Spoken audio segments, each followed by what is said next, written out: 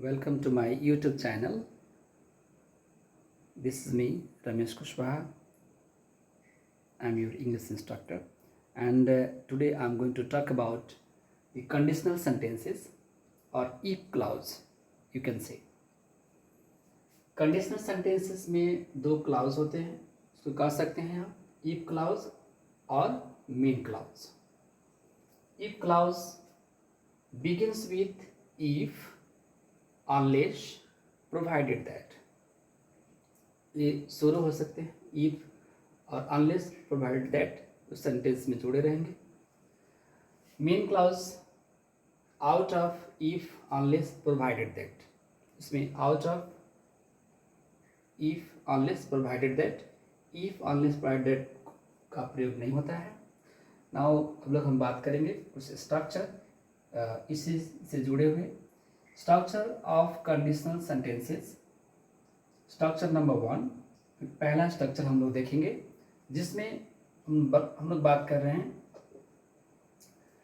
If plus subject verb 1 verb 5 simple present tens plus object, subject plus verb 1 verb 5 plus object, cause and effect. You can see both side simple present tense. दोनों side में हम लोग क्या किए हैं, दोनों clauses में simple present tense का प्रयोग किए. सो यूनिवर्सल ट्रूथ कोई चीज़ें होती हैं अथवा काउज एंड इफेक्ट कोई कारण और उसका असर दिखता है, तो उस कंडीशन में हम लोग क्या करेंगे, दोनों साइड में क्या करेंगे, सिंपल प्रेजेंट टेंस का प्रयोग करेंगे. इसको हम लोग एग्जाम्पल से क्लियर करते हैं. आप यहाँ देख सकते हैं if you boil water it changes into steam. यदि आप पानी को गर्म कर रहे हैं तो वो भाप बन सकता है. सो इसी तरह देखेंगे हम लोग सेकेंड नंबर, दूसरा इसी का if plus subject plus verb 1 और वर्ब 5 प्लस ऑब्जेक्ट. तो इसका कंडीशन में हम लोग देख सकते हैं इम्परेटिव सेंटेंस का प्रयोग कर सकते हैं. एक साइड में सिंपल प्रेजेंट टेंस और दूसरे यानी कि मेन क्लाउज में हम लोग इम्परेटिव सेंटेंस का प्रयोग करेंगे. जैसे इसके एग्जाम्पल से देखिए if you want to be a successful person study hard. यहाँ पे आप देख सकते हैं study hard, verb 1 plus object यानी कि इम्परेटिव सेंटेंस का प्रयोग होगा. इसमें कोई भी सब्जेक्ट का प्रयोग नहीं कर सकते हैं. ठीक उसी तरह इसका तीसरा नंबर हम लोग देख सकते हैं सेम सिंपल प्रेजेंट टेंस का प्रयोग कर सकते हैं. इधर भी ई plus subject plus verb 1 verb 5 plus subject, या आप लिख भी सकते हैं इसको ऐसे if plus subject plus verb 1 verb 5 plus object कमा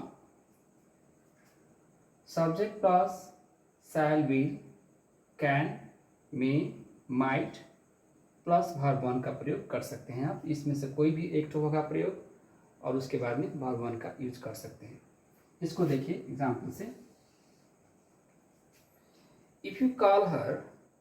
यहाँ भी सिंपल इस कंडीशन सेंटेंस में यहाँ पे हम लोग इफ क्लाउज में क्या किए हैं, तो सिंपल प्रेजेंट टेंस ही प्रयोग किए हैं और उसके बाद में सिंपल फ्यूचर का प्रयोग हुआ है, यानी कि सब्जेक्ट प्लस इस एक्सुअली वर्ब में से कोई भी एक ठो ले लिए हैं, यानी कि विल का लिए हम लोग यहाँ पे will come, she will come. If you call her she will come. ठीक उसी तरह अभी बात करेंगे हम लोग दूसरा स्ट्रक्चर. ये तीन ठो स्ट्रक्चर यहाँ पे, structure number 1, structure number 2 and structure number 3. ये तीनों स्ट्रक्चर से हम लोग must of positive conditional sentence को क्या करेंगे तो सॉल्व कर सकते हैं. उसी तरह दूसरा स्ट्रक्चर है E plus subject plus were और वर्ब 2 प्लस ऑब्जेक्ट, सब comma subject plus would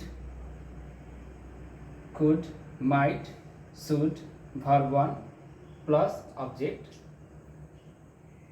Example, if I were If I were a bird, I would fly in the sky. If I were a bird, I would fly in the sky. Were a bird, इसमें हम लोग I के साथ में were का प्रयोग किए हैं। तो इसमें एक नोट है, किसी भी प्रोनाउन ही सी इट भी होगा तो भी हम लोग क्या इसमें, या कोई नाम भी होगा सब्जेक्ट के रूप में, तो हम लोग वेयर ही प्रयोग करेंगे, इसमें वाज का प्रयोग नहीं होगा। इफ़ यू स्टडीड हार्ड, अब भाग 2 के एग्जाम्पल देखिए। If you studied hard you would be a successful person. Would be, would plus verb 1, would plus verb 1। उसी तरह स्ट्रक्चर नंबर 3 देख सकते हैं आप। If plus subject, had plus verb 3 plus object plus subject plus would, could, might, should plus have plus verb 3 plus object. इस example देख लीजिए।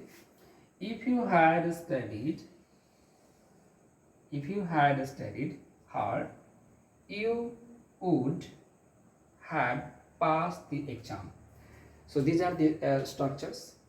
I hope it will be very useful and helpful to you to solve the problems from the conditional sentences.